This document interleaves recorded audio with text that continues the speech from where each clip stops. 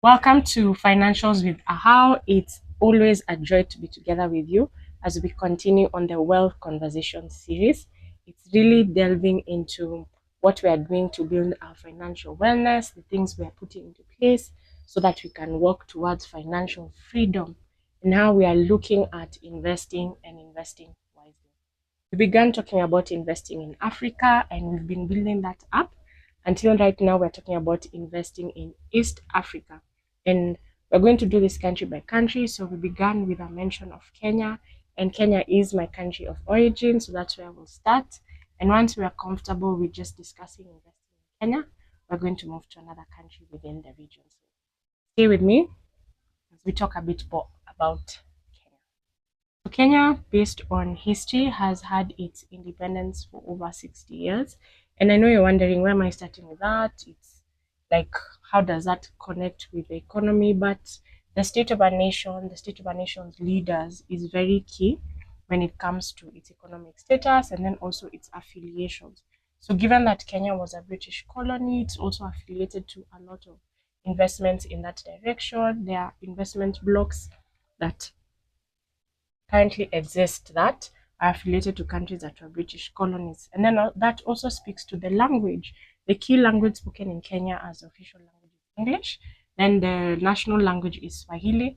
And then we have over, I hope I'm correct, 40 tribes within the country. So, like just the little groups of, based on the different communities and regions within the country. So all of these are important because you find that after independence, we also had economic growth based on these blocks, like the regions in Western, the regions in Central, the regions in the coast, in the East, and things like that. And all of this has played out in how the economy.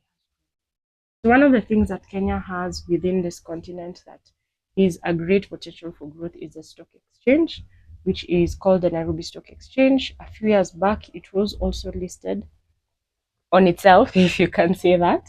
So it also trades on the stock exchange, and from that you can actually see the value of how that company is growing and see if it's really something worth investing in. So I want us to look around just that area of the stock exchange in Kenya, and we'll build upon something else. So Kenya Stock Exchange has been around for a while. Given that this is a young economy, it also means it's a stock exchange that may not trade as many instruments as other bigger economies may, and it also may trade with quite a number of volatility. But one of the beautiful things that the Kenyan stock market has shown us is that place of just willingness to expand. In the past few years, it's expanded. It's now doing real estate, what we call REITs. It's continuing to grow. So it also shows that there's potential for this exchange. The other thing about it is that there's transparency. It's still young, and there are a lot of things which will have to come into place for it to trade, like the New York Stock Exchange and all of that. But there's quite a bit of transparency within that stock market. So that has also made it a lucrative place for people who are looking to invest long term. We all know, most of us who read from investment gurus like the like of Warren Buffett and all of that, we all know the stock market is not a 1 day, 2 day, 3 day, 4 year, 5 year kind of thing. It's a really, really long term. And you're not only looking at just the dividends, you're looking at the earnings per share, you're looking at the company, you're looking at so many things when it comes to the equity or the share that you choose to invest in. And that's going to be a very key factor as you consider investing in the Nairobi Stock Exchange. I remember my first encounter with the stock exchange was when I was in campus, and they were trying to get just a lot of interest from the younger generation. So they came into the university with a program which was like a competition where young people would get a mock-up of the stock market and trade and see, how that trading happens. I studied finance, you can already tell that. And be able to really understand the markets and even do a whole paper about why they made the decision they're making, what they're thinking about the stock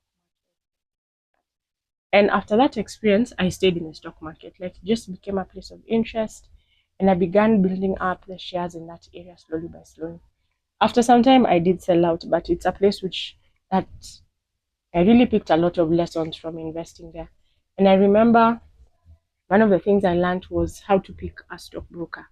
Like, you just don't pick a stockbroker because you think they're good, but you look at the market fundamentals of that stockbroker. So actually, the first stockbroker that I had was one of the ones that went under receivership. Believe it or not, like, this is really thinking of investing. I'm here in the stock market, and then my stockbroker goes under receivership. and I can't access anything for like a year or so. But the goodness also is the stockbroker was able to be taken up by another broker, and now I was able to get access and continue to trade. So one of the key things when it comes to trading in the stock market is the stockbroker you choose.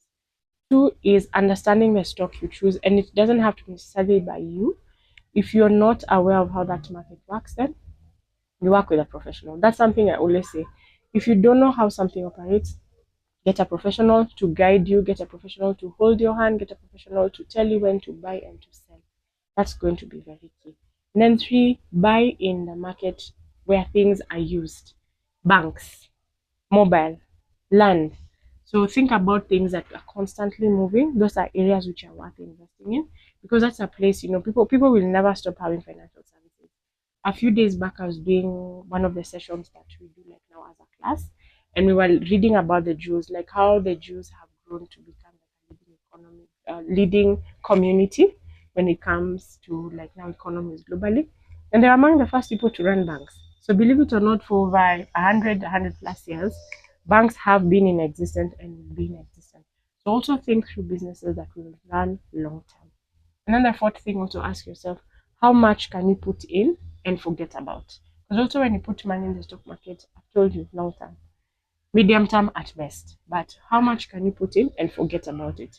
Just let it stay there, let it grow. Only remove the money you need from the capital gains, because also remember capital gains will be taxed. So these are just some of the things I'd like us to think through.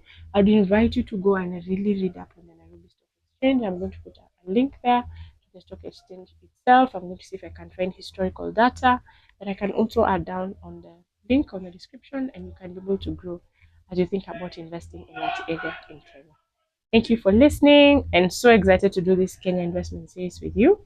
It's Ahau, and talk to you soon again.